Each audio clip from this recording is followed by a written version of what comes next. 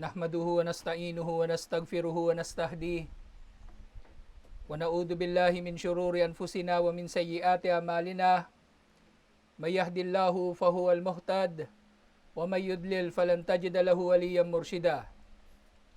Ashhadu an la ilaha illallah wahdahu la syarika lah wa ashhadu anna Muhammadan abduhu wa rasuluh.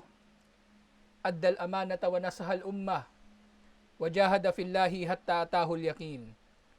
Salawatullahi wa salamuhu alayhi wa ala alihi wa sahbihi wa man tabi'ahum bi ihsanin ila yaumiddin, amma ba'd. Faya ibadullah, usikum wa nafsi bitaqwallah. Faqad amara Allah subhanahu wa ta'ala fi kitabihil aziz, ya ayyuhalladhina amanu ittaqullah haqqa tuqatih wa la tamutunna illa wa antum muslimun. Tunay na ang papuri ay para kay Allah subhanahu wa ta'ala. Sa Kanya tayo nagpupuri, nagpapasalamat, humihingi ng tulong. Sa Kanya tayo humihingi ng tawad sa ating mga kasalanan at sa Kanya tayo humihingi ng gabay. Nagpapakupkop tayo kay Allah subhanahu wa ta'ala laban sa kasamaan ng ating mga sarili at masamang dulot ng ating mga gawa. Sino mang kanyang gabayan ay ito ang tunay na nagabayan. At sino mang kanyang iligaw ay wala kayong matatagpuan na sino man na maggagabay dito. Ako'y sumasaksi na walang Diyos na marapat sambahin liban kay Allah, ang nag-iisa at walang katambal, at si Propeta Muhammad sallallahu alaihi wasallam ay kanyang alipin at sugo. Ang pagpapala at biyaya ni Allah ay sumakanya sa kanyang pamilya, mga kasamahan at tagasunod hanggang sa araw ng paghuhukom. Mga kapatid sa pananampalatayang Islam, pinapayuhan ko kayo, gayon din ang aking sarili, nakatakutan si Allah subhanahu wa ta'ala dahil iniutos niya sa kanyang dakilang aklat. O mga nanampalataya, katakutan ninyo si Allah ng tunay na pagkatakot at huwag kayong mamamatay liban na lamang na kayo ay mga Muslim. Mga kapatid sa pananampalatayang Islam, ang takwa na ito na palagian ngang ipinapaalala sa atin tuwing Jumu'ah ay takot na marapat na taglay ng tao kay Allah subhanahu wa ta'ala, na nangangahulugan na kanyang pangingilagan ng parusa ni Allah sa pamagitan ng pagpapakamatuwid. At ito nga ay makakamit sa pamagitan ng pagbubuod na ito ni Ali bin Abi Talib radhiyallahu anhu sa mga katangian na dapat tataglay ng sino mang may takot kay Allah o nagpapakamatuwid. 4 na katangian. Nang unang-una dito, al-khawfu minal jalil, ang takot sa marangal kay Allah subhanahu wa ta'ala, na natatakot tayo sa Kanya ng takot na may kalakip na paggalang, pagpapahalaga at pagmamahal. Takot na hindi katulad ng takot ng tao sa anumang nilikha ni Allah na mapanganib. Bagkus ito ay takot na dahil dito ay naghahangad tayo na mapalapit sa Kanya. Takot na nagdudulot na tayo ay maghahangad na tayo ay Kanyang mamahalin nang sa gayon tayo ay hindi Niya parurusahan. Gayon din, ang takwa, ito ay al-amalu bit-tanzil.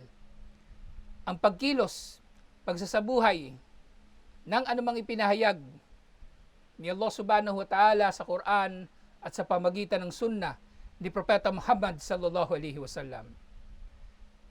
Pangatlong bahagi ng takwa, ar-rida bil kalil. Ang pagiging kontento ng mananampalataya sa kahit kaunting biyaya na natatanggap niya mula kay Allah, na dahil dito siya ay magiging mapagpasalamat kay Allah at hindi magiging materialistiko na hindi maghahangad ng mga material na mga bagay na labis pa sa kanyang pangangailangan dito sa mundo. At pang-4, na napakahalaga rin ang takwa, ito ay ang al-istidadu liyawmir rahil. Ito ay ang paghahanda ng tao sa araw ng kanyang paglisan dito sa mundo. Paghahanda ng tao sa kanyang kamatayan, na dinulot ni Allah subhanahu wa ta'ala na mailihim sa lahat.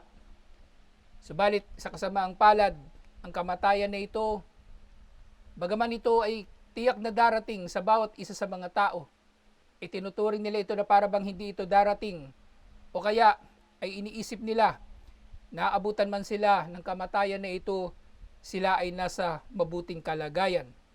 Sa pag-aakala na namalilin lang nila si Allah subhanahu wa ta'ala sa pamagitan ng kanilang pag-iisip na maaring sila ay mabubuhay ng isang buong buhay ng kasalanan at bigla na lamang sila magbabalik loob kay Allah bago sila abutan ng kamatayan sa kanilang mga pagtanda.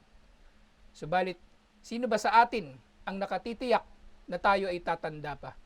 Sino ba sa atin ang nakatitiyak na tayo ay daratan ng kamatayan sa malayo pang panahon? Kaya nga, ang takwa na ito ay palagian. Ang takwa na ito ay sa lahat ng lugar. Ang takwa na ito ay sa abot ng ating makakaya.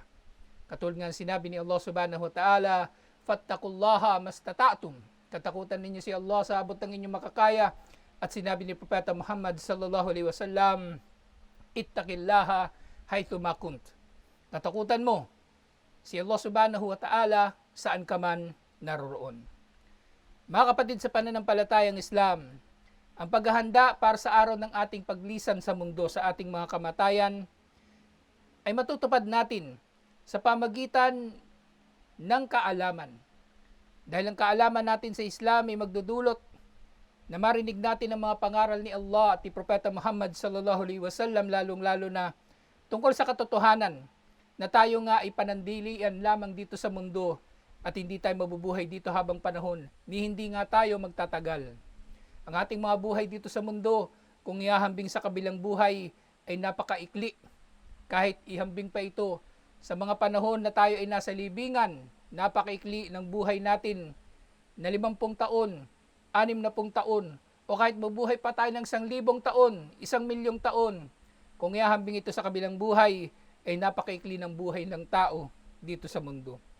Kaya nga sinabi ni Propeta Muhammad sallallahu alaihi wasallam, kun fid dunya kaan nakagaribon o abirus sabil.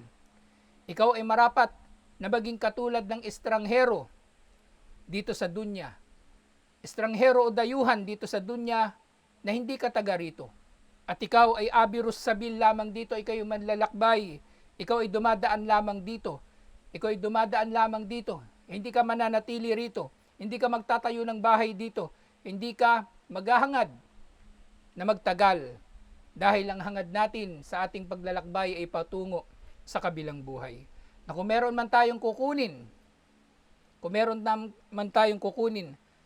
sa buhay dito sa mundo, ito ay kung ano lamang ang sapat para sa ating mga pangangailangan upang mamuhay ng marangal sa pamagitan ng mga biyaya ni Allah na trabaho, tahanan, pagkain, pananamit, at iba't iba pang mga pangunahin ng mga pangangailangan ng tao na hindi na lumalampas sa mga hangganan na ito'y nagiging luho na ng tao. Kaya di sinabi ni Propeta Muhammad sallallahu alaihi wasallam, innama mathali matalud dunya karakibin dalla tahta syajarah thumma raha wa tarakaha. Sabi ni Propeta Muhammad sallallahu alaihi wasallam tungkol sa kanyang personal na pananaw sa katotohanan na ito na marapat tayong maging tulad ng manlalakbay dito sa dunya. Sinabi niya, tulad ng halimbawa ko at ang halimbawa ng dunya ay hindi hihigit pa sa halimbawa ng isang manlalakbay na sumilong sa ilalim ng isang puno. Hindi siya rito magtatagal, nagpahinga lamang siya sandali at pagkatapos nito siya ay aalis at iiwan niya, lilisan ang puno na ito. Lilisanin niya ang puno na ito at hindi na siya magbabalik pa rito. Ganito ang mananampalataya, mga kapatid sa pananampalatayang Islam. Ang dunya ay tinuturing lamang natin bilang panustos. Pinahalagahan lamang natin bilang panustos at hindi tayo marapat na magpapalinlang dito. Kaya ang sinabi ni Allah subhanahu wa ta'ala, wamal hayatud dunya illa mataul gurur. Ang buhay dito sa mundo ay mata lamang. Mata, baon, o kaya ay pangsuporta, panustos.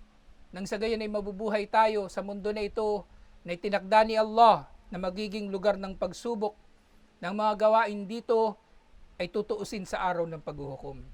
Panustos lamang. Hindi itong layunin ko bakit tayo naririto sa mundo. Hindi tayo naririto sa mundo upang magpayaman, upang maging sikat, upang maging mga maimpluwensya ng mga tao. Nandito tayo sa dakilang layunin kung bakit tayo nilikha ni Allah subhanahu wa ta'ala, wa ma khalaqtul jinna wal insa illa liya'budun. Hindi tayo nilikha ni Allah liban na lamang na upang sumamba sa Kanya lamang. Ang mga tao at ang mga engkanto lahat-lahat ay nilikha ni Allah sa dakilang layunin ng pagsamba sa Kanya lamang ng nag-iisa at walang katambal. Aqulu qawli hada wastaghfirullaha li wa lakum wa lisairil muslimina min kulli dhanbin fastaghfiruhu innahu huwal ghafurur rahim. Alhamdulillahi wahda wassalatu wassalamu ala man la nabiyya ba'da wa ba'd. Mga kapatid sa pananampalatayang Islam, sa Quran ay tinuruan tayo ni Allah subhanahu wa ta'ala ng napakaraming mga dua, mga panalangin kay Allah subhanahu wa ta'ala. Dahil tunay na maaring marami tayong ihilingin kay Allah, subalit si Allah bilang ating tagapaglikha, tagapamahala, tagapagmay-ari, tagapagtustos, nalalaman niya kung ano ang pinakakinakailangan ng mga tao. Kaya tinuro niya sa atin sa Quran ang ilan sa pinakamahalagang mga dua. Halimbawa na lamang niya sa Suratul Fatiha, itinuro sa atin ni Allah ang manalangin sa Kanya, ang humiling sa Kanya ng gabay na walang saysay ang ating mga buhay kung wala tayo nito. Ganyan din, tinuruan tayo ni Allah subhanahu wa ta'ala na humiling ng kabutihan sa mundong ito at sa kabilang buhay at ang pagkakaligtas sa atin sa impyerno. At kabilang sa mga mahalagang mga dua na ito, sinabi ni Allah subhanahu wa ta'ala, Qul Rabbi zidni ilma. Sabihin mo, Panginoon ko, dagdagan mo ako ng kaalaman. Na sa lahat ng mga bagay na iniutos sa atin ni Allah na hilingin sa Kanya, inutusan niya tayo na humiling sa Kanya ng kaalaman. Napakahalaga ng kaalaman, mga kapatid sa pananampalatayang Islam. Dahil ang mga kaalaman, nalalaman niya ang tama at ito'y nagagawa niya. At nalalaman niya kung anong mali at ito'y kanyang naiiwasan. At syempre ang kaalaman na ito ay magdudulot sa tao na siya ay magiging matalino. At paano ba nasusukat ang tunay na talino ng tao? Ang talino ng tao ay magiging kapaki-pakinabang lamang kung ang kanyang talino ay may kinalaman sa kanyang paghahanda para sa kabilang buhay. Dahil ang tunay na matalino ay hindi yaong malaki ang sweldo, mataas ang posisyon sa trabaho, mayaman sa kanyang pagninegosyo at iba pa.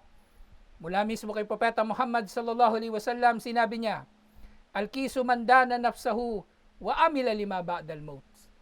Ang tunay na matalino ay yaong palagian na nagtutuos sa kanyang sarili at kumikilos para sa anumang mangyayari pagkatapos ng kamatayan. Ibig sabihin, siya ay naghahanda sa pagdating ng araw na ito ng kanyang paglisan sa kanyang kamatayan. At ang kabaligtaran na ito ay pinahayag din ni Propeta Muhammad sallallahu alaihi wasallam, wal ajizu, at ang bobo, man atba'a nafsahu hawaha. Ang bobo ay yaong pinasunod niya ang kanyang sarili sa mga pagnanasa nito. Watamanna alallahil amani. At naghangad lamang kay Allah ng mga paghahangad na hindi naman nagsisikap para sa mga ito. Na siya ay naghahangad na patawarin ni Allah, pero patuloy naman siya sa kasalanan at hindi naman siya humihingi ng tawad kay Allah. Nagnanais siya ng paraiso, pero hindi naman siya nagsisikap na gumawa ng mga gawain na magpapasok sa kanya sa paraiso. At naghahangad siya na may ligtas sa impyerno, subalit patuloy pa rin naman siyang gumagawa ng mga gawain na ikapapasok niya sa impyerno, waliyadu billah. Kaya mga kapatid sa pananampalatayang Islam, ang takwa tuwing nang naririnig natin sa mga khutbah o sa bawat panahon na naalala natin ang takot kay Allah, alalahanin natin ang bagay na ito, lalong-lalo na ang mga pinayo na ito ni Ali bin Abi Talib radhiyallahu anhu ng takwa nga. Ito ay ang takot kay Allah subhanahu wa ta'ala. Na ito ay ang pagkilos ayon sa ipinahayag ni Allah. Na ito ay ang pagkakalugod natin sa kahit kaunting ibinaya sa itin ni Allah. At pang-apat, ito ang paghahanda natin insyaAllah sa pagdating ng araw ng ating mga kamatayan. Kaya nga palagi nating tatanungin ng ating mga sarili, kung handa ba tayo sa kamatayan, maaaring hindi natin ito masasagot. Maaaring isasagot natin sa ating mga sarili kung tayo ay matapat, hindi tayo handa. Sabalit wala tayong pagpipilian kung hindi ang maghanda, dahil ang kamatayan, hindi na natin ito mapipigilan. Ang marapat lamang nating gawin dito ay ito ay mapaghandaan.